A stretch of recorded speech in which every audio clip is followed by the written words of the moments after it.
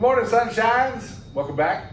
Last class period we talked about Oedipus Rex. Hopefully you've had a chance to go through it and see what we discussed last time. Again, if you have any questions or problems with Oedipus, please feel free to let me know. And if you have not already, if you're a person who's supposed to analyze Oedipus and haven't sent me that information, go ahead and get that to me.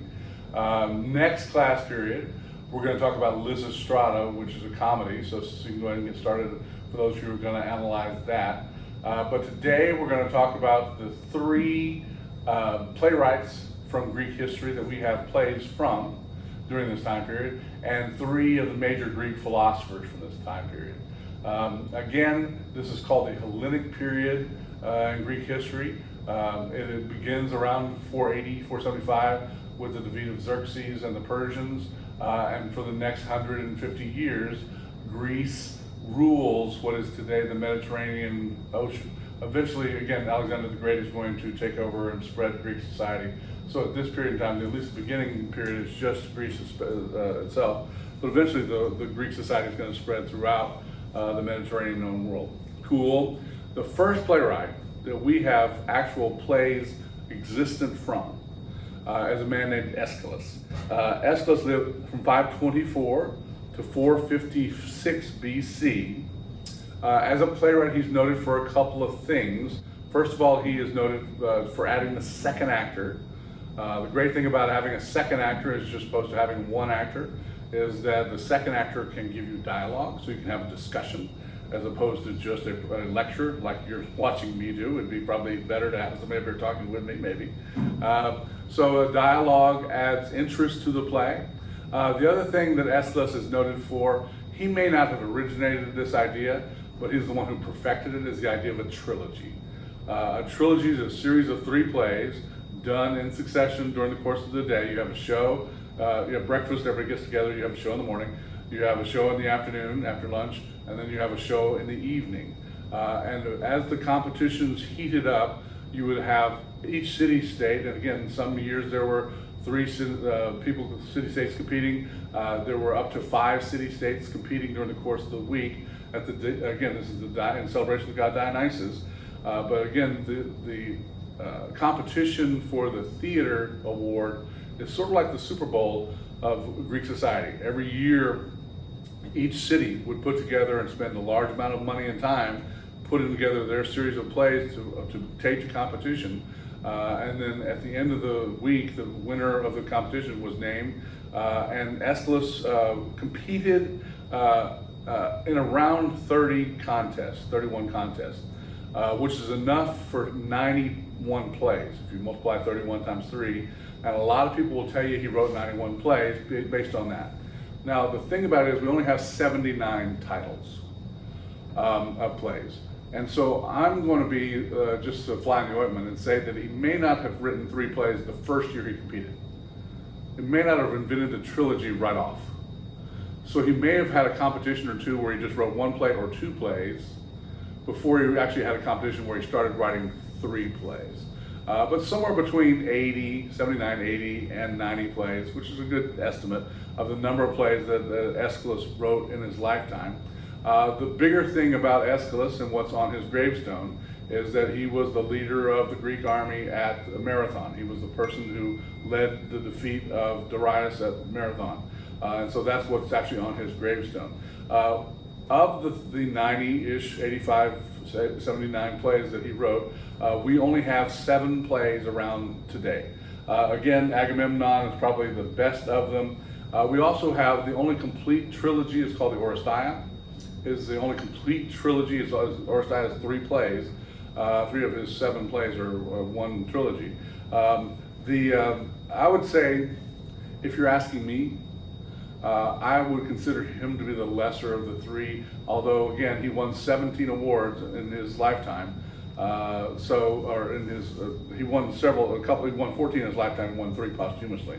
But he was he was the first great Greek playwright. Here's a little video talking a little bit about Aeschylus.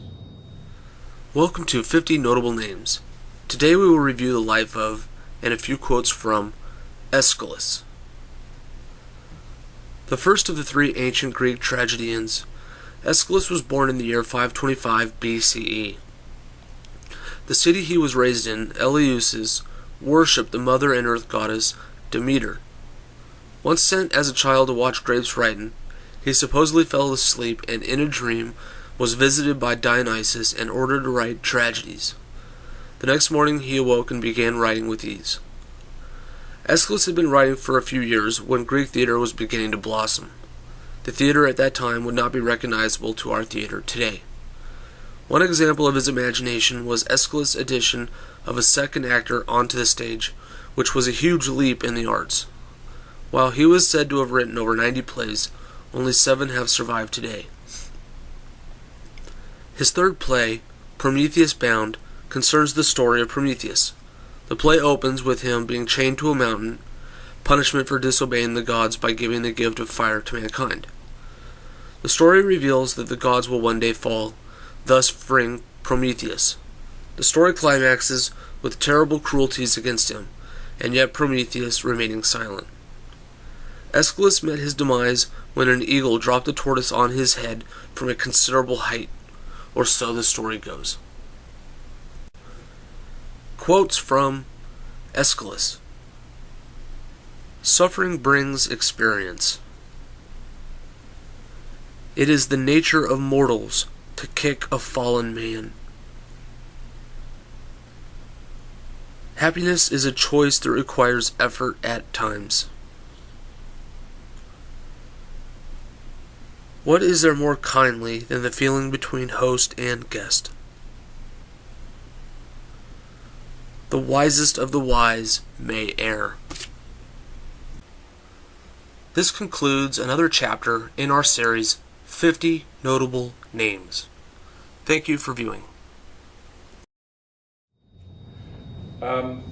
Again, one of the fun things about him is that, and again, I've heard this has been told from many sources, from cited sources, but apparently he was killed by an eagle dropping a turtle on his head as he stood on the beach contemplating life, liberty, pursuit of happiness, because he was bald. And if you ever see a statue of a bald Greek man, it's probably Aeschylus. But again, horrible way to die, but it is something that people remember him by. And the story has been repeated many times. So at any rate, I'll give it to you and let you decide whether it's true yourself. Probably most people will agree the greatest of the Greek playwrights that we have is a man named Sophocles. Sophocles was born in 496 BC and died in 406 BC. His family was very wealthy. He comes from money. He was also at one point, he was the treasurer to the city of Athens. He was also a general in the army for a term. In order to be a citizen in Greece, you had to own property, you had to be a man, sorry ladies, and you had to serve at least a year in the military. And much as with today, in America, if you are in a certain wealth class, you can go to certain military academies, and then you don't have to be privates and corporals, you get to be colonels and majors and that sort of stuff. And so he was a general in the Greek army, his family being very wealthy. And he was, I'm gonna say he wrote 123 plays, which is enough to compete in 41 contests. He won 24 of those 41. And so he never finished worse than second. And so I would say that even the Greeks, I think most people would consider him to be the greatest Greek playwright we have plays from, but I would say the Greeks also agreed 24 out of 41 Super Bowls is a pretty good record, I would say. Again, ironically, we talked about this last time, Oedipus Rex, the year it was written, finished second. The year it was in competition. Again, it's ironic because, of course, Sophocles has won more first places than anybody else. The great thing that Sophocles did is he added the third actor, which again, the thing about the third actor, now you can just have a person present one side of the argument, another person present another side of the argument, and then you can have a third who's a go-between. Because again, in most situations, the answer isn't necessarily black or white. Usually the answer is somewhere gray in the middle. And so that third person can negotiate and find a peace between the two opposing arguments, yes? Again, here's a little video talking a little bit about Sophocles and his life. Enjoy.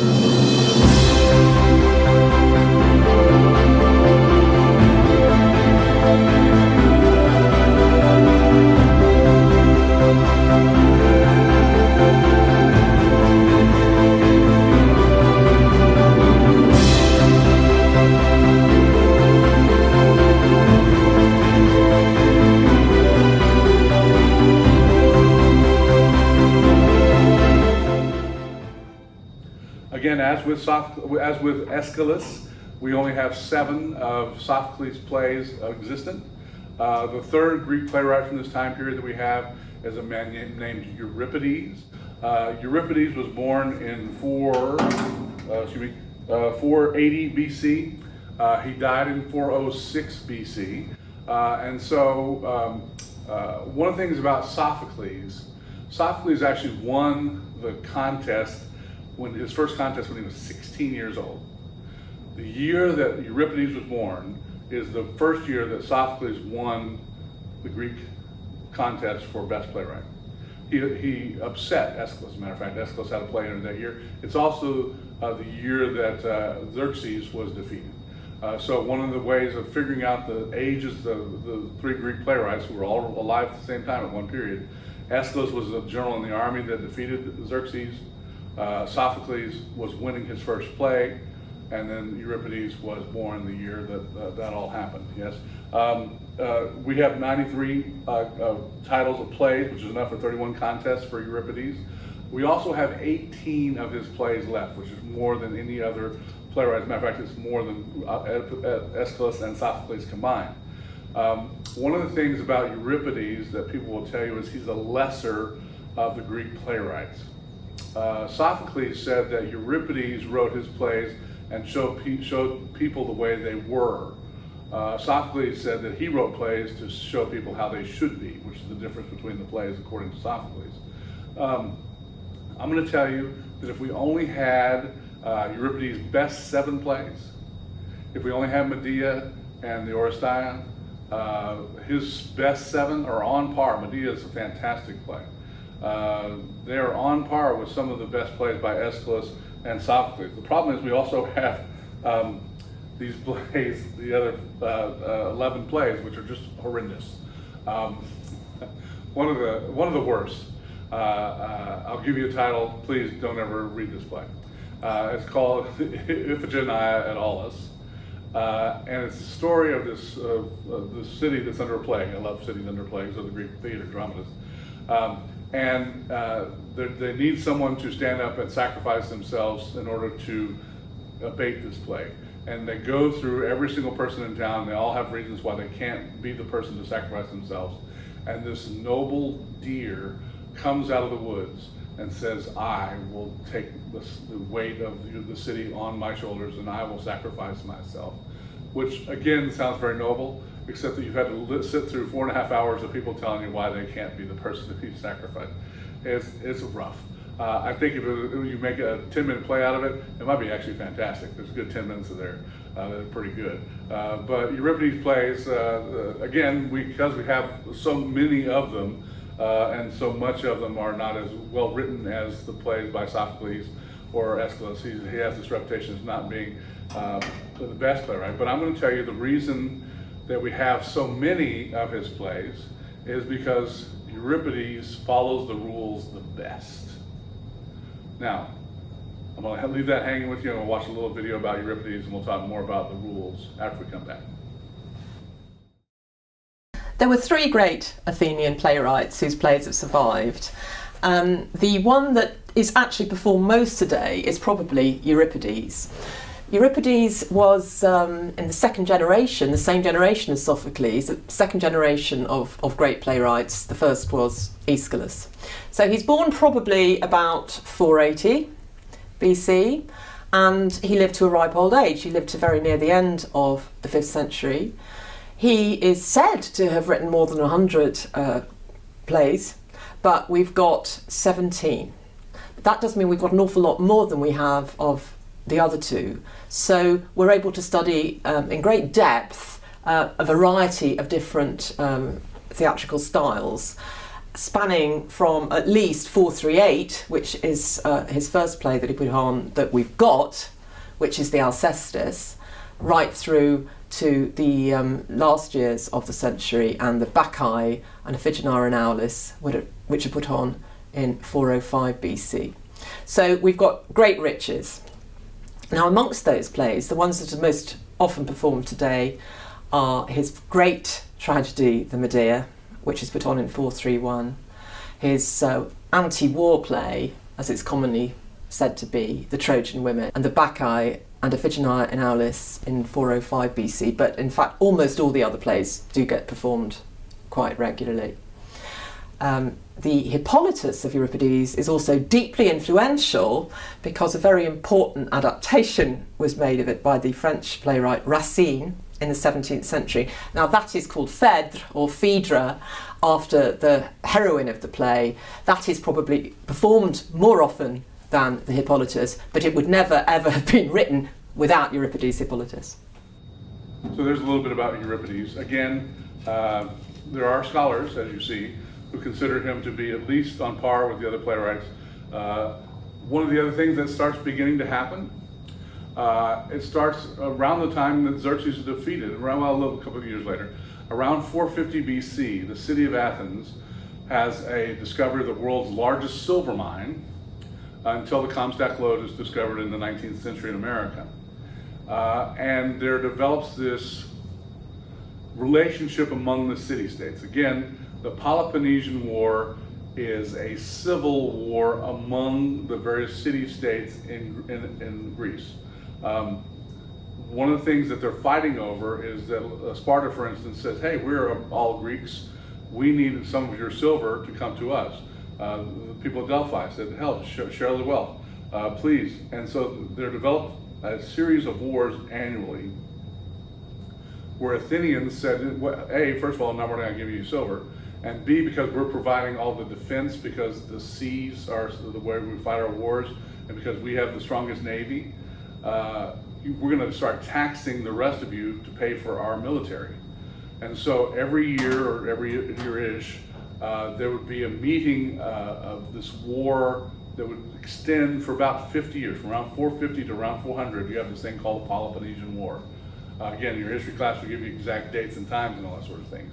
Now, the way wars were fought at this period in time were very different than the way war is fought today. I don't know how many people have, any of you have people in the military. Montgomery is a very military town, and so I'm going to say it's more than the normal, the number of people who have a person or know a person or know a family member, that sort of thing, who are involved in the military. But for instance, we've been at war in Afghanistan for 15, 20 years.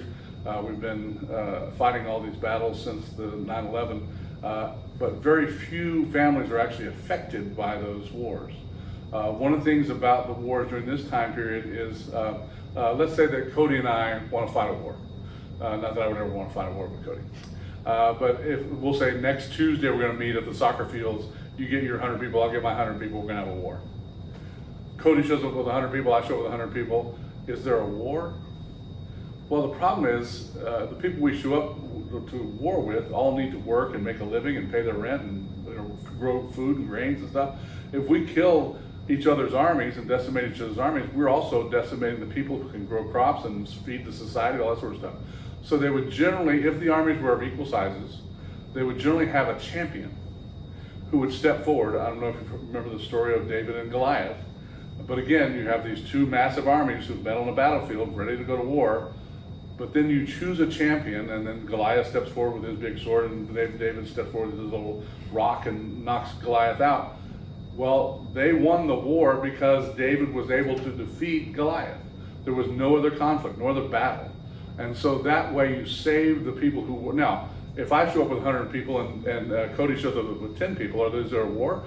You better believe it, I got 10 to 1 odds. There's no way I'm going to let my odds ride on the champion. But this would go on, year after year, not losing a great number of people, but losing a good number of good people. And so this war just kept precipitating through society in Greece. Some years Athens would win, and they would tax the other city-states, and they better pay their taxes or they're going to be, decimated. Some years Sparta would win, or Delphi would win, or other city-states would win, and they would have to share the wealth from the Athenians, give silver that year. And so it was a back and forth contest. It wasn't anybody that was one superior or the other. And so it just kept going on and on and on. And so there developed this undercurrent of fatigue, we'll call it. Just people who were anti-war, who were sick of it, who were like, you know what, this is just draining our society of our best and our brightest. And among those was a man named Socrates. Now, Socrates lived from around 469 to around 399 BC. Again, his birth date may have been off. Again, we talk about ish on these dates, but he invented philosophy. Now, what is philosophy? Osophy is the study of something. The philo is thinking. So philosophy is thinking about thinking.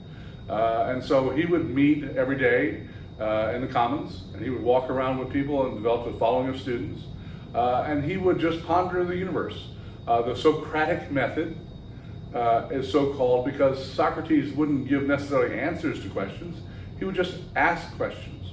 And to Socrates, there was the perfect question. And if you happen to have a 2-year-old in your family, we've all been 2 years old, yes, you know the perfect question. The perfect question is why? Why is the perfect question why? Because no matter what the answer to why is, you can follow it up with why again. Yes, when my daughters were young and they had to go to bed, it was like, yeah, it's time to go to bed. Well, why? Well, because the sun is set. Well, why? Well, because the earth is going around the sun and it's spinning around and the sun's on the other. Well, why? Well, because God, when he created the universe, why? Just go to bed. Yes? And so, according to Socrates, the why was the perfect question. Now, and again, contemplation was what it was all about. Here's a little bit about Socrates.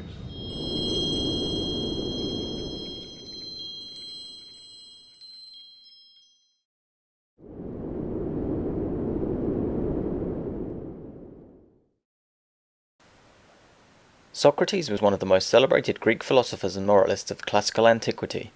Socrates was born in Athens in the year 469 BC. His father, Sophroniscus, was a sculptor and stonemason. Socrates followed the same profession in the early part of his life. His family was respectable, but of humble means.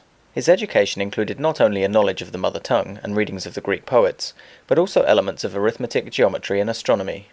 He served as a heavy-armed foot soldier at the siege of Potidaea, the Battle of Delierne, and at Amphipolis. Somewhere near the middle period of his life, he relinquished his profession and dedicated himself to the career that made him famous. Socrates himself wrote nothing. Evidence of his life and activities come from the writings of Plato and Xenophon. There was a strong religious side to Socrates' character and thought, which constantly revealed itself in spite of his criticism of Greek myths. His words and actions in the Apology, Crito, Phaedo, and the Symposium reveal a deep respect for Athenian religious customs and a sincere regard for divinity. Socrates was famous for his method of debate. His works often made as many enemies as admirers within Athens. Thus the Socratic method was born. The Socratic method is a form of inquiry and debate between individuals with opposing viewpoints. It begins with asking and answering questions in order to provoke critical thinking and to bring forth fresh ideas.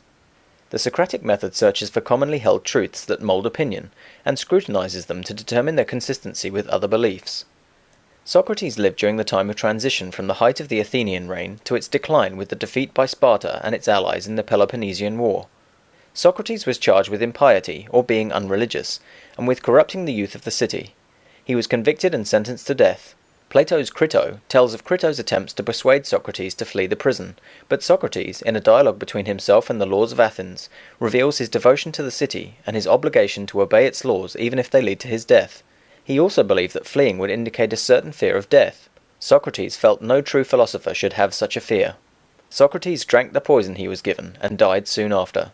Socrates was the most colourful figure in the history of ancient philosophy. His influence through Plato, the Cynics, and less directly Aristotle, changed the course of ancient philosophy.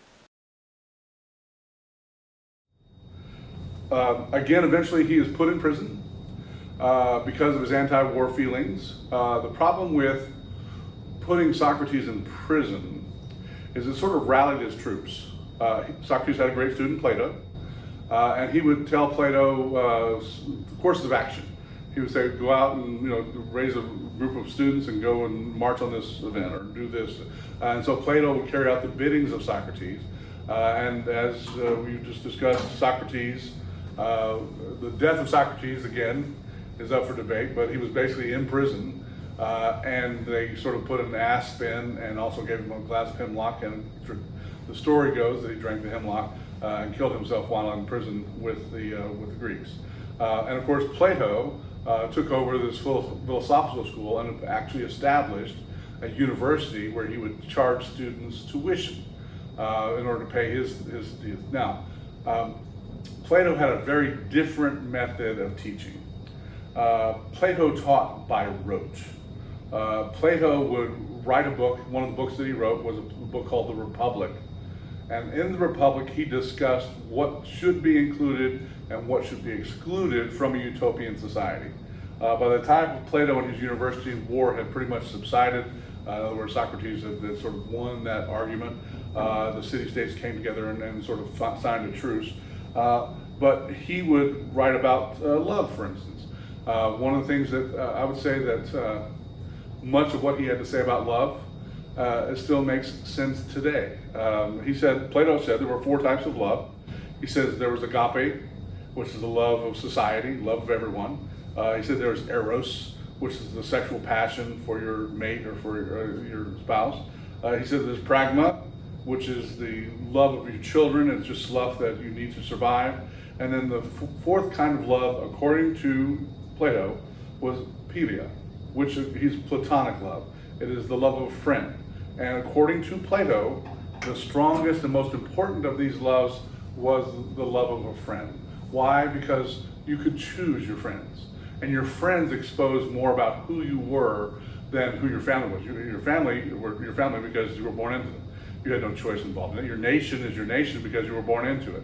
You have no responsibility there. Now there are those of us who've transferred nations and changed our allegiances over time. I'm sure that happens. But the most important love, according to Plato, was the love of our friends. Now, I'm going to tell you that I think there are other types of love. There's the love for self. Yes. There's the love of God. One of the things about the Greeks, their gods were very active in their lives. Again, if you read the Iliad, Apollo was down there throwing lightning bolts. But the Greek gods are not very loving. They're not very nurturing. As a matter of fact, Zeus believed that man shouldn't have fire. First thing you want to do is have people have protection and warmth, right? But Zeus, the leader of the gods, says, don't give man fire. So the Greek gods were very powerful, but they were ominous. They were not things. They were not connected to the people, and they certainly weren't loving, caring, nurturing creatures. They were omniscient and powerful, but things that you worshipped, but didn't have any kind of relationship with. Is the best way to put it. So that makes total sense. Now, in the Republic, well, let's watch a little video on Plato first, and we'll talk about the Republic after that.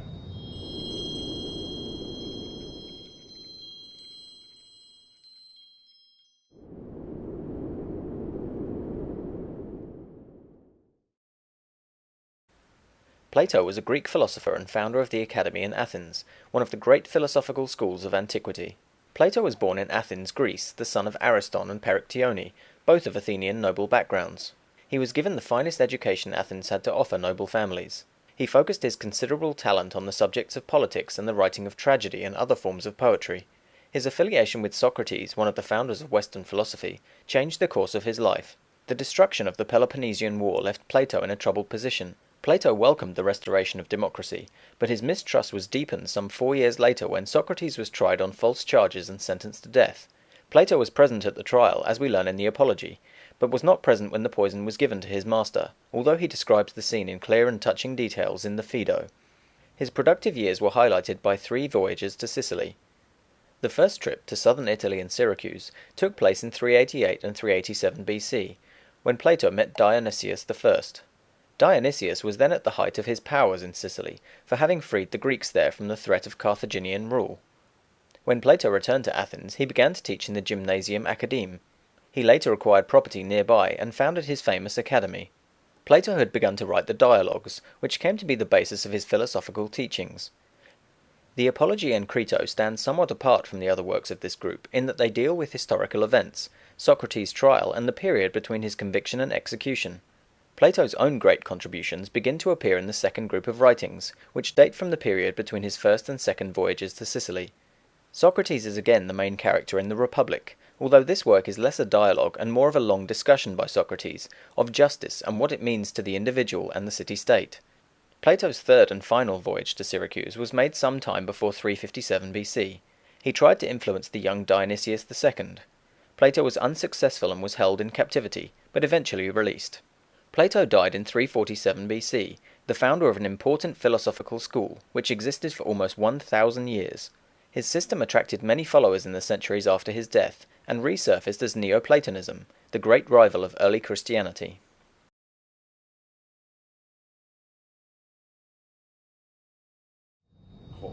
So, in the Republic, Book 10, which again, the Republic is being written to explain or discuss what should be included in a utopian society. In Book 10 of the Republic, Plato set about saying, or when trying to argue, that theater should not be included in a utopian society, and here's his argument. First of all, let's talk about reality. In order to understand this argument, you sort of have to understand what Plato understood to be real. Plato argues that the physical universe that we all interact with, while it is physically there, is nominally there, is not the true reality. According to Plato, the true reality is what's in our head, the way we understand or interpret the reality. So for instance, and he calls that the phenomenal. The nominal is the things that we interact with, the chair you're sitting in, the table you're sitting at, the glasses I put on. This is the nominal world. I'll put it in my terms and I'll put it in his terms. In my terms, let's think about a chair. We all know what a chair is. You're probably sitting in one now. For Christmas, let's say, I asked for a chair for my lovely wife. And so Christmas Day, I go downstairs and there's a box. And it says chair on it. I'm so excited. Except that I open it up, and instead of having what I want, I got this thing. This is the chair I got for Christmas.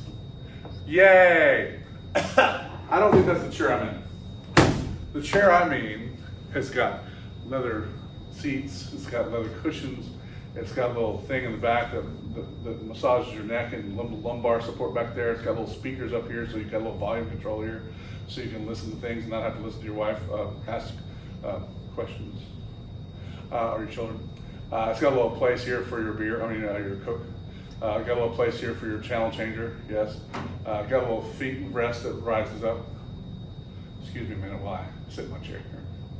According to Plato, the chair that I've just described is the real chair, my phenomenal chair. Now, any chair that my wife gets me, that is certainly an extreme example, but anything that might be lacking, you may not have the lumbar thing, you may not have the speaker thing, example, but it's as close as you could find in the nominal world. But the real chair, according to Aristotle, is the phenomenal chair in my head. Now, hopefully that makes sense. The way that Plato puts it, he says, imagine you're a prisoner chained to a rock. I don't know what it is about the Greeks chaining people to rocks, but they love doing it. Imagine you're a prisoner chained to a rock, and every day a soldier comes and brings you sustenance. But you can't see the soldier because you're chained to this rock. Did I mention you were chained to a rock?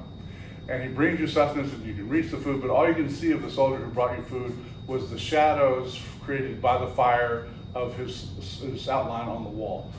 Plato argues that over time, you would believe the shadows on the wall were the real soldier, when we know the real soldier was the thing creating the shadow. I like my version better than his version, but if his version makes sense to you, great. So, according to Plato, the nominal world is a lie anyway. And he says that in theater, the person comes out and is also lying. If I came out and said, I am Oedipus Rex, and I'm Mike Winkleman, I'm lying to you. First of all, I'm nominal in the world. That makes me a lie already. And then I'm a lie also because I've told you I'm not who I really am. I'm telling you I'm Oedipus Rex. So I'm a lie based on a lie, therefore a double lie. Therefore, Plato says that theater should not be included in utopian society. That's his argument. Yes? Now, where that becomes important is when Plato dies, he leaves his university not to his best student, but to his next best student. And I'm going to tell you the reason why was because Plato's greatest student is a man named Aristotle.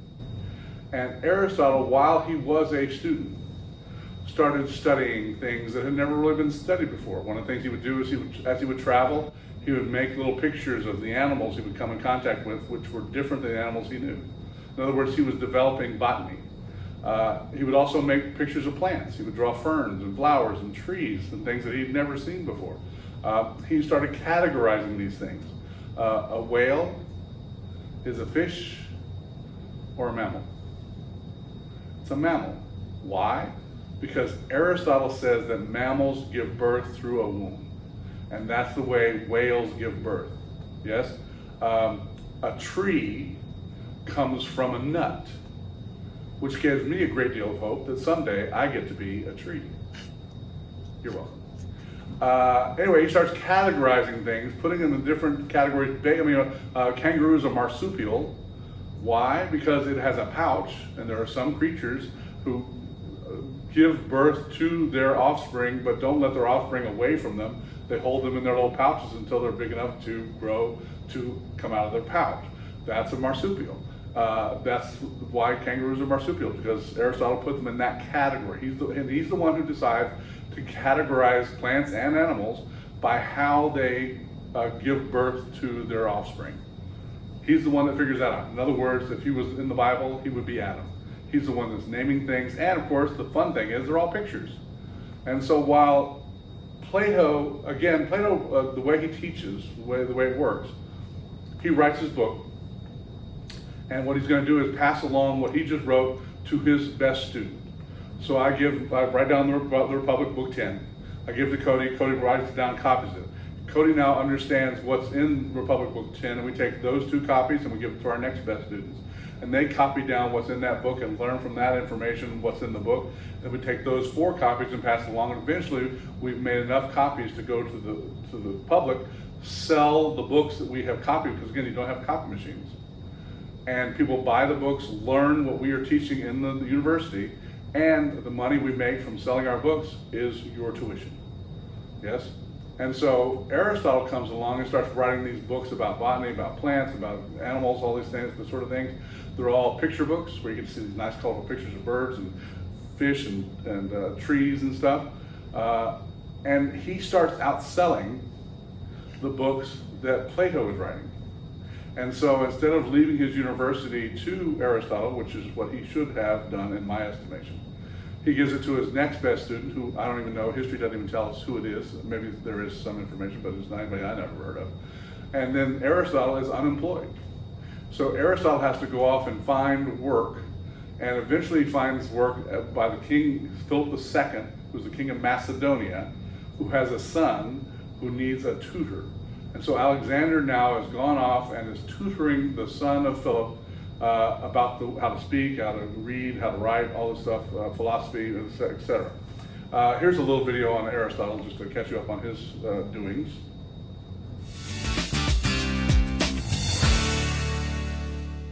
Aristotle is one of the 3 most important Greek philosophers, along with Socrates and Plato. And together they really laid the foundation for Western philosophy, for Western civilization. Aristotle not only invented logic, was the first systematic investigator of biology. His most important work was in the realm of metaphysics, namely the study of the structure of reality.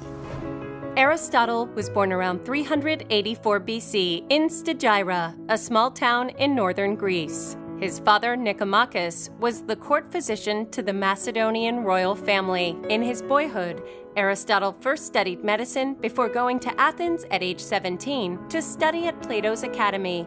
As one of Plato's prized students, Aristotle formed a different point of view than Plato. Plato would simply believe what existed without trying to explain it, without seeking deeper meaning. In contrast, Aristotle would question everything that was presented to him to the point where he was able to discern the very minute details and not only understand what each of them represented, but how they all fit together into forming a larger system. After Plato's death in 347 BC, Aristotle left Athens to live in Mysia, now part of modern Turkey, where he married and had a daughter. Aristotle returned to live in Macedonia in 338 BC, when King Philip II asked him to tutor his son Alexander. It was a great honor for Aristotle to be chosen as the tutor for Alexander the Great when Alexander was only 13 years old. When Alexander the Great assumed his father's throne at age 21, Aristotle returned to Athens and started his own academy, called Lyceum. Aristotle's Lyceum was a rival school to Plato's academy, and the main difference was the curriculum. Aristotle's curriculum was centered on scientific observation and research. Plato was more dedicated to mathematics. Aristotle wrote over 200 treatises on so many different topics. Collectively, Aristotle's work really lays the foundation for what we now consider a liberal arts education. After Alexander the Great died in 323 BC, the pro-Macedonian government in Athens was overthrown. The resulting anti-Macedonian public resentment forced Aristotle to leave Athens for his own safety. Aristotle went to his mother's town of Chalcis on the island of Euboea. There, we don't know what he did. He only lived another year.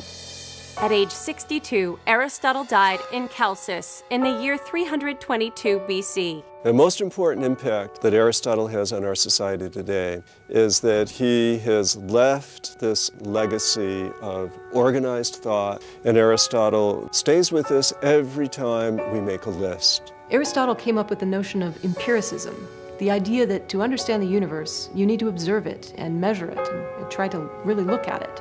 Of course, this is the basis of the modern scientific method that all scientists use today.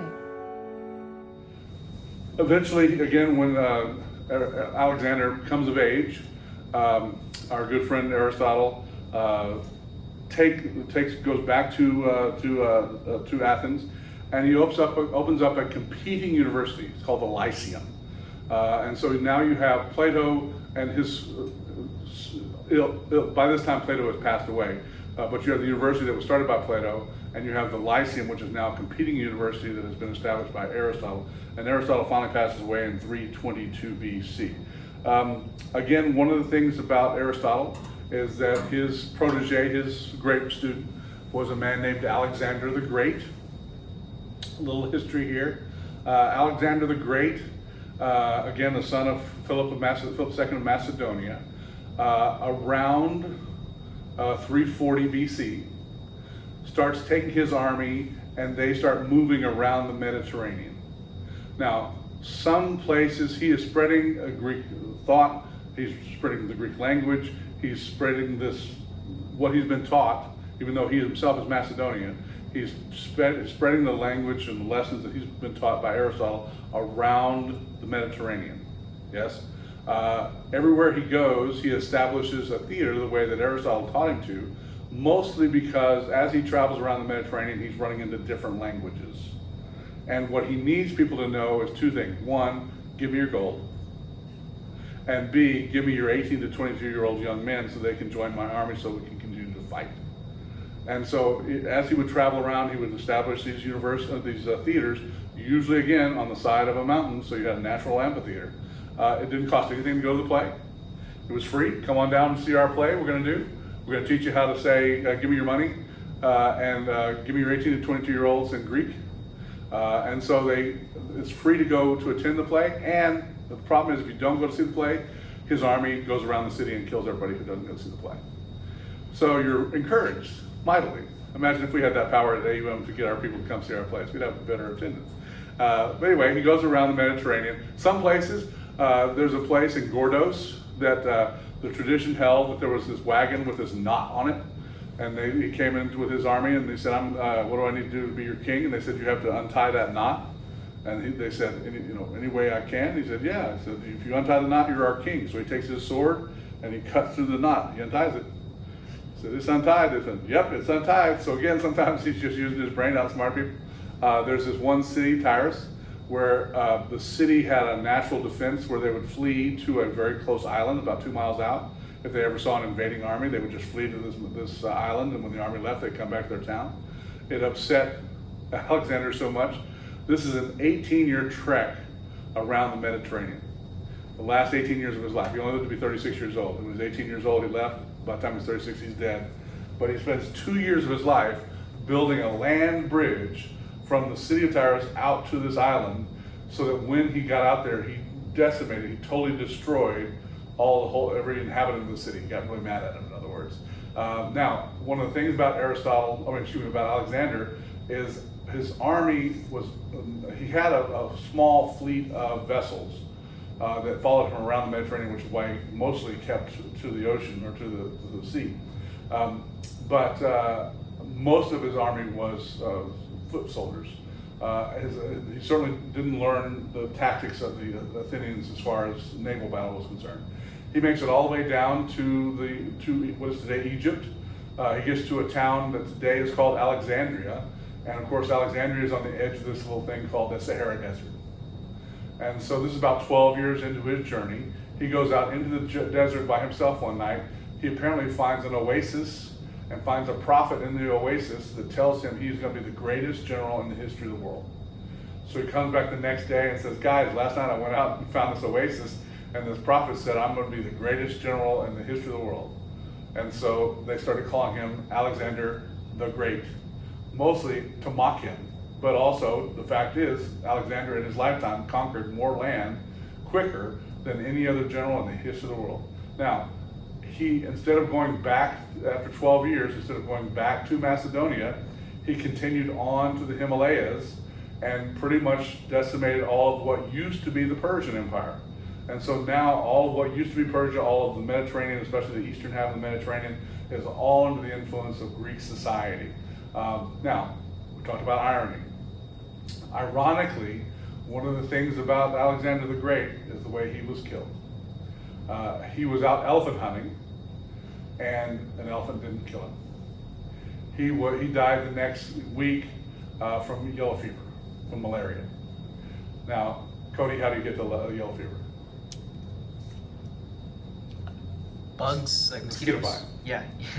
The greatest general in the history of the world, the strongest man in the history of the world, is killed by what? A mosquito bite. A mosquito. Something he could easily have crushed in his hands. And yet it gives him the disease which he dies from in around 320 BC. Yes? Now, there is a place in Macedonia, I've been there, where you can go and pay a little fee, 10 euros, and they will take you into this mound that they say is the gravesite of Alexander the Great. It's a big old mound. And according to this tour, all the gold that he brought back from this expedition is buried underneath with him in this mound. I got my doubts. First of all, I do think all the gold that he collected as he traveled around probably made it back to Macedonia. That makes sense. Traveling around and bringing a dead body back from the Himalayas to Macedonia, it'd be like going from Florida to Seattle, carrying along a dead body. Again, I got my doubts. I'm going to say somewhere around, Idaho. They found somebody who looked a lot like Alexander the Great, killed him, stuck him in a casket, and brought him back. So my guess is there may be some gold and some body buried in that tomb. I got my doubts that it was Alexander the Great and all the gold he brought back from this war campaign in 320 BC. Now, the important thing about all of that is that it's going to set up a network that the Romans are going to use eventually in years to come. Next time we're going to talk about our good friend Aristotle and how he writes the Poetics in defense of the theater's right to be in a utopian society. We'll see you then.